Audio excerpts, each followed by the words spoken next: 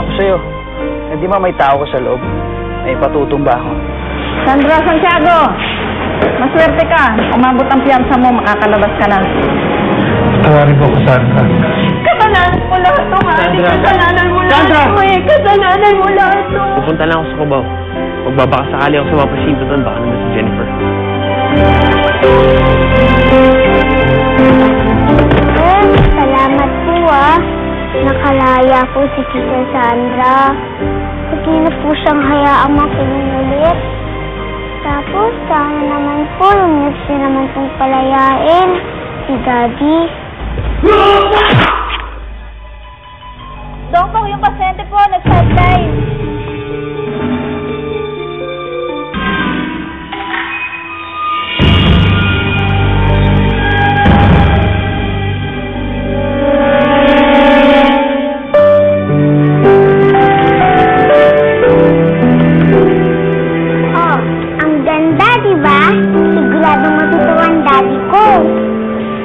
Naman yung mga kulay mo, ang marami, Ang yaman mo naman, tanda kasi kung hindi ka pa nagkakamali.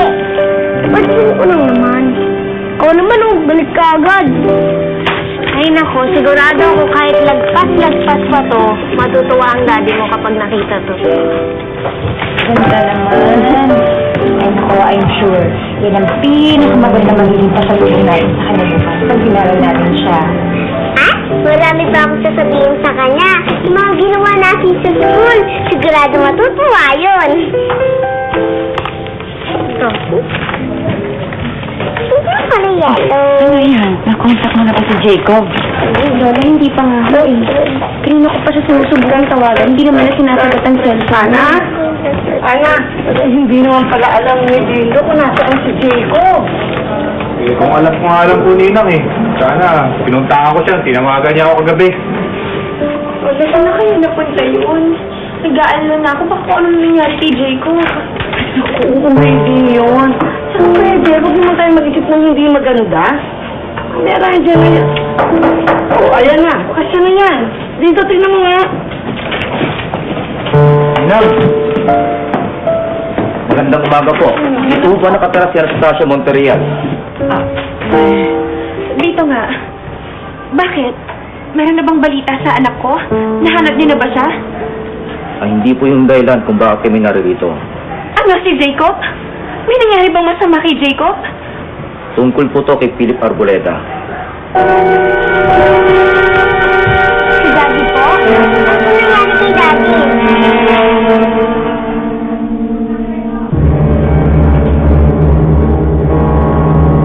O yan, Karila. Ang ganda-ganda mo yun, oh.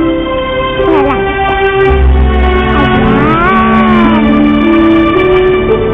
Ayan, alisin naman natin lang.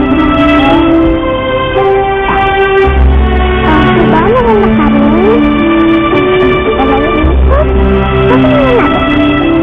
Ayan, hanggat mo na.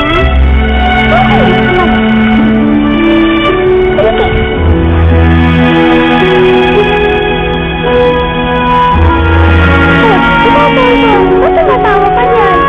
Ito na lang hindi na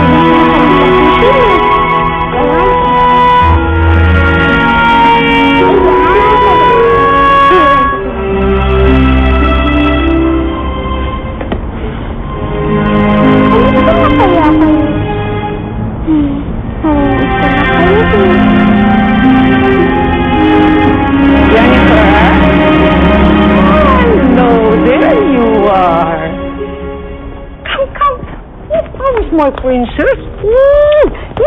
You know what? I went to the mall yesterday and I bought many things for you. Ako, akin na nga ito mga ito. Here, many clothes, huh? You have to try this on. Oh, this one. Wow. This is my favorite color. Tingnan mo nga. Nako, hindi ba ang ganda-ganda sa'yo, ha? You look so nice with this, huh? Hindi ba? Oh, you don't like it? What's wrong? Ayaw mo ba? Di po, Lola. Namimiss ko lang po yung mga kaibigan ko. Si Carita, si Tonton, pati na rin si Michelle. pati si Tito Chico, si Alexandra, pati yung lola ko, si Lola Ana. Jennifer, ako na ang lola mo ngayon, ha? Nandito ka sa akin ngayon. Kaya dapat ako lang ang iniisip mo. You understand? Pasensya na po. Matagal po kasi kami nagsama-sama na parang isang pamilya. Kaya naiisip ko po sila. Pwede na po po si Tatay, Mami, Lola. Pwede na po ba ako dali sa kanila para makakausap ko naman po sila para masabi ko po sa kanila na kasama sa ang tunay kong pamilya. Jennifer! Mapo ka nga. Jennifer, hindi ba pinag-usapan na natin ito? Sinabi ko na sa'yo na hindi ka nila muna pwedeng makita. Naintindihan mo ba yun? Pero bakit po? Dahil yun ang gusto ko. Kaya yun ang masusunod.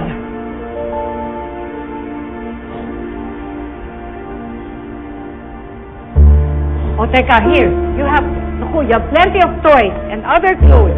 Tignan mo itong mga ito. Ang magandang damit na yun. Ito! Ako! You have to try this on, ha?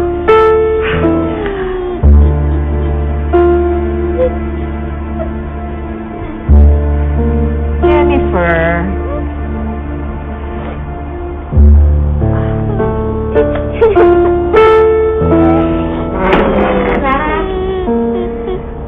Jennifer.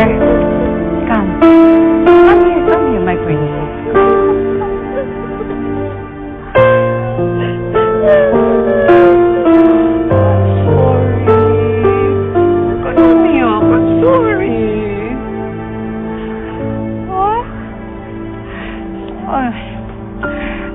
Kasi ang tagal mong nawala sa amin.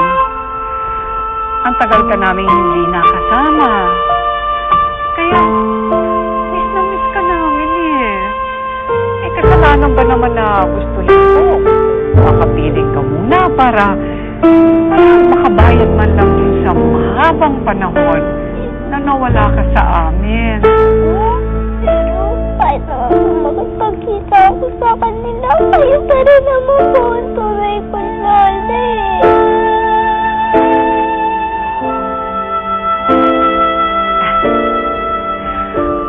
Hayaan mo iyak. In due time, we will visit all of them. Dadaling kita sa kanilang lahat. Pero wag mo na ngayon. Ha?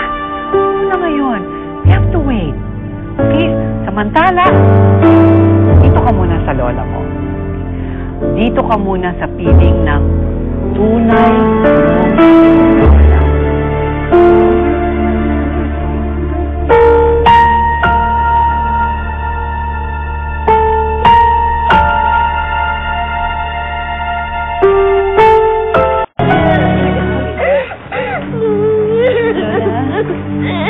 Lola, pupunta muna po kami sa hospital.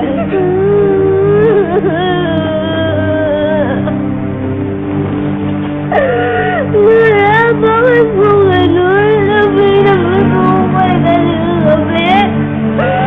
Sabi ko po, Lola, magkasama-sama na po kami. Pero naman ginawa niya, pinabalaya po ang dati po. Gusto niya po ba talaga umawala ng dati? Dati. Kalila, huwag ka magsalita ng ganyan. Hindi ka naman mawawala ng dati.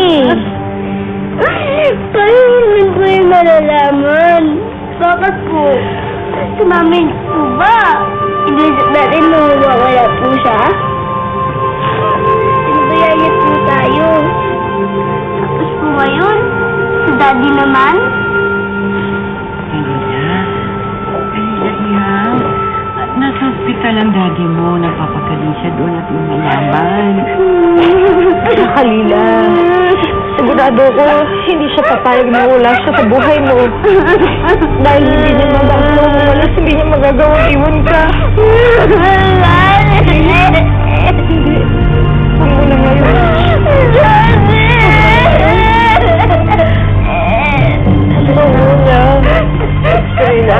Siguro mas mabuti pa pumunta na tayo sa ospital para malaman natin kung ano talagang kalagayan ng daddy mo, ha? Magdadasal namin na nagpasa ng daddy mo. Basta na umiyak. Pagkamulan tayo doon. Tayo na. Kaya ingat.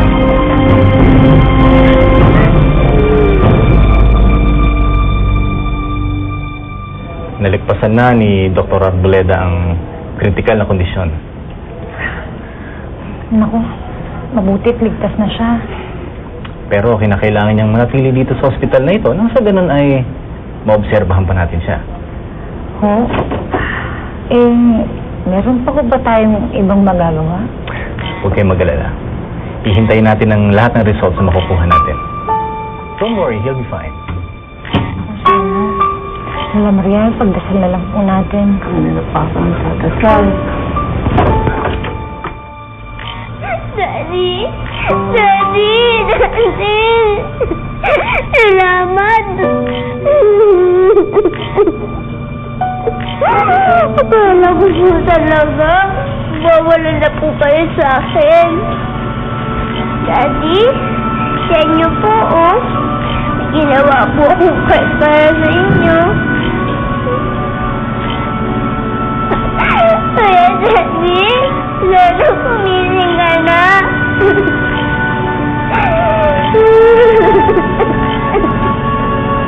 Para makita niyo na po yung ginawa ko para sa inyo. Tapos, magsisinsuan pa po tayo.